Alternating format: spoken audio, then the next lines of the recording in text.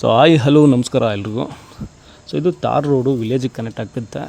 So ಇದು ಪಕ್ಕದಲ್ಲೇ ಕಾವೇರಿ ನಾಲಾ ನೀರು ಹೋಗ್ತಾಯಿದೆ. ಸೊ ಇದರಿಂದ ಈ ತಾರ್ ರೋಡಿಂದ ಜಸ್ಟ್ ಒಂದು 150 ಮೀಟ್ರ್ ಒಳಗಡೆ ಬಂದರೆ ಸೊ ಇಲ್ಲಿ ಕಾಣಿಸ್ತಾ ಇದೆಯಲ್ಲ, ಇದು 30 ಅಡಿ ಇರ್ತಕ್ಕಂಥ ನಕಾಶೆ ರಸ್ತೆ. ಡಾಕ್ಯುಮೆಂಟಲ್ಲೇ 30 ಫೀಟ್ ಇದೆ.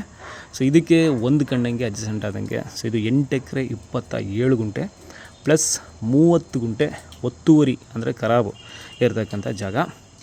ಸೊ ಇದು ನೋಡಿ, ಪೂರ್ತಿ ಜಮೀನಲ್ಲಿ ತೆಂಗಿದೆ, ತೆಂಗಿನ ತೋಟ. ಇದು ಕಂಪ್ಲೀಟ್ ತೆಂಗಿನ ತೋಟ. ಸುಮಾರು 450 ತೆಂಗಿನ ಮರಗಳಿದೆ.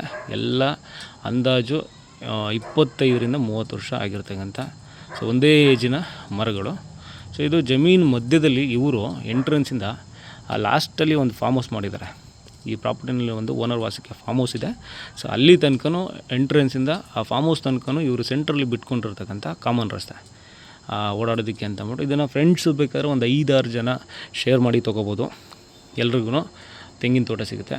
ಸೊ ಇದು ಒಂದು 450 ತೆಂಗಿನ ಮರಗಳಿದ್ದು ಒಂದು ಸಲಿಗೆ ಒಂದು 5,000 ಕಾಯಿ ಸಿಗುತ್ತೆ.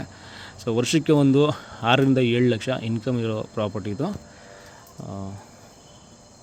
ಸೊ ನಿಮಗೆ ಬೆಂಗಳೂರಿಂದ 110-15 ಕಿಲೋಮೀಟ್ರ್ ಆಗುತ್ತೆ ಈ ಪ್ರಾಪರ್ಟಿಗೆ. ಇದು ಮೈಸೂರಿಂದ ಜಸ್ಟ್ 1 ಅವರ್ ಡ್ರೈವ್ ಈ ಪ್ರಾಪರ್ಟಿಗೆ. ಮಳವಳ್ಳಿಯಿಂದ 15 ಕಿಲೋಮೀಟ್ರ್ ಇರ್ತಕ್ಕಂಥ ಲ್ಯಾಂಡು. ಸೊ ಇದರಲ್ಲಿ ಓನರ್ ವಾಸಕ್ಕೆ ಅಂತ ಹೇಳ್ಬಿಟ್ಟು ಒಂದು ಫಾರ್ಮ್ ಹೌಸ್ ಇದೆ, ಒಂದು ಕೌ ಶೆಡ್ಡು, ಒಂದು ಲೇಬರ್ ಹೌಸು ಸಹ ಇದೆ.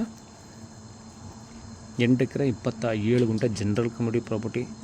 ಆಲ್ ಡಾಕ್ಯುಮೆಂಟ್ ರೆಡಿ ಇದ್ದು ರೆಡಿ ಟು ರಿಜಿಸ್ಟ್ರೇಷನ್ ಇರತಕ್ಕಂಥ ಜಾಗ. ಇದು 2 BHK ಒಂದು ಮೋಲ್ಡ್ ಹೌಸು. ಓನರ್ ಬಂದರೆ ವಾಸ ಮಾಡೋದಕ್ಕೆ ಸ್ಟೇ ಆಗಲಿಕ್ಕೆ ಅಂತ ಇರ್ತಕ್ಕಂಥ ಜಾಗ. ಒಂದು ಹಸು ಶೆಡ್ಡು ಅಂದರೆ ಕೌ ಶೆಡ್ ಇದೆ, ಲೇಬರ್ ಹೌಸ್ ಸಹ ಇದೆ. ಸೊ ಪವರು, ಎಲೆಕ್ಟ್ರಿಸಿಟಿ ಸೊ ಎಲ್ಲ ವ್ಯವಸ್ಥೆನೂ ಇದ್ದು ಸ್ವಂತ TC ಇದೆ, 2 ಬೋರ್ವೆಲ್ ಈ ಪ್ರಾಪರ್ಟಿಗೆ. ನಿಮಗೆ ನಾನು ಹೇಳಿದೆ ಮೈಸೂರಿನ ಜಸ್ಟ್ 1 ಅವರ್ ಡ್ರೈವು. ಇದು 8 ಎಕರೆ 27 ಗುಂಟೆ ಪ್ಲಸ್ 30 ಗುಂಟೆ ಖರಾಬ್ ಇರ್ತಕ್ಕಂಥ ತೋಟ, ಕೆಂಪು ಮಣ್ಣು.